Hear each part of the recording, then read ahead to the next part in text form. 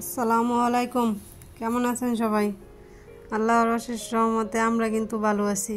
তো কাছে দূরে যে যেখান থেকে আমার ভিডিওটি দেখছেন বা শুনছেন, আশা করি আল্লাহর রহমতে আপনারাও ভালো আছেন।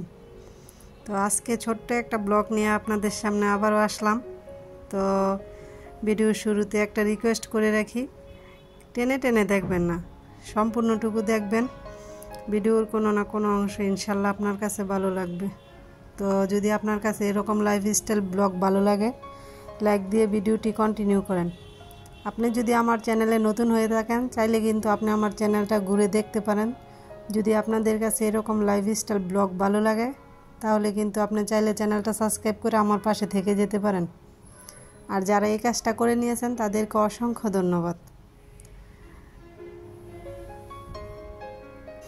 তো বড় মেয়ের পরীক্ষা শুরু হয়েছে কয়েকদিন আগেই। তো ছোট মেয়ের আজকে থেকে পরীক্ষা। তো আমি সকাল সকাল ঘুম থেকে উঠে পড়ছি, যেহেতু ছোট বাচ্চা আছে, সব কাজ সময় মতো করতে পারি না বাচ্চার জন্য। তো আমি কিন্তু অনেক ভোরেই উঠে রান্না শুরু করে দিয়েছি। যতটুকু পারি গুছাই রেখে দেবো, আমি আসলে আবার বড় মেয়ে পরীক্ষা দিতে যাব। ছেলেরা বাড়িতে রাখা যাবো, নয়তো গাড়ির বাতাসে আবার ওরও ঠান্ডা লাগবো। তো ছোট মেয়ে খুবই অসুস্থ, 2 দিন যাবৎ জ্বর, সাথে বমি, প্রচুর পরিমাণের কাশিও আসছে। তারপরও তো যেহেতু ফাইনাল পরীক্ষা, এটা দিতেই হইব, যাইতেই হইব, বন্ধ করার উপায় নাই। তো যতটুকু সম্ভব আর কি, যে একটু সেফলি নিয়ে যাওয়া যায় সেজন্য আর কি আমি সাথে যাওয়া। আগে পরে তো আমি যাই না। তো এদিক দিয়ে কিন্তু আমি আলুর ভর্তা করে নিয়েছি, আলু আর টমেটো ভাজিয়ে নিলাম। এখন মাছ দিয়ে বিরান করব আর উস্তা ভাজি করে নিছি, ঝটপট রান্নাটা শেষ করবো আর কি। প্লিজ সবাই ভিডিওতে একটি করে লাইক দিয়ে যাবেন। আপনার একটি লাইক আমার এই ছোট্ট চ্যানেলটা বড় করতে অনেক সাহায্য করবে, অনেকের কাছে পৌঁছে দিতে সাহায্য করবে। তো আপনারা ভিডিও আলহামদুলিল্লাহ অনেকেই দেখেন, তো লাইক করতে চান না, লাইক করে যাবেন। তো এই যে এটা কিন্তু বিকেলবেলা। তো মেয়ে যখন পড়তে বসবো, তখন দেখি মেয়ের স্কুলের ব্যাগের মধ্যে একটা বই নেই। তখন যে ওর সাথে আরও 2 জন পরে একজনের বাড়িতে গিয়েছিলাম, ওর কাছে নাই।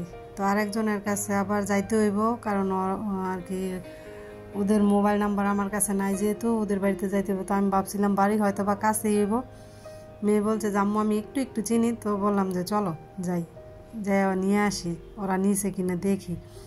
তো যাওয়ার পর মনে হইতেছে এত দূরে যাইতেছি হাঁটতে হাঁটতে, এদিক দিয়ে আবার ছেলেরা বাড়িতে রেখে গেছি বড় মেয়ের কাছে ঘুম পাড়ায়া। তো আবার ছেলে ওইটা কান্নাকাটি করবো কিনা সেইটাও জানি না।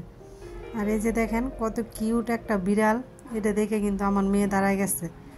আমার ছোট মেয়ে কিন্তু বিড়ালের খুব পাগল, বিড়াল আনতে চায়, পালতে চায়, কিন্তু বড় মেয়ে ভয় পায় বা আমারও ভালো লাগে না, সেজন্য আনা হয় না আর কি।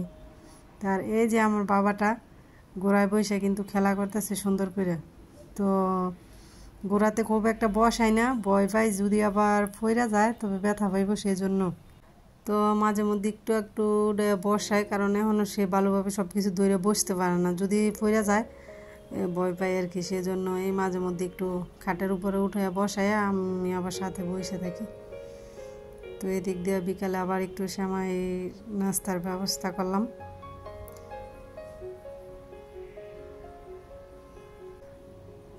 তো সবাই ভালো থাকবেন। নতুন আরও একটা ব্লগে হয়তো পরে আপনাদের সাথে দেখা হবে। সে পর্যন্ত ভালো থাকবেন।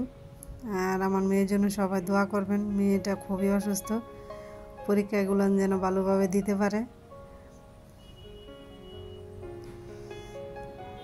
আল্লাহ হাফেজ।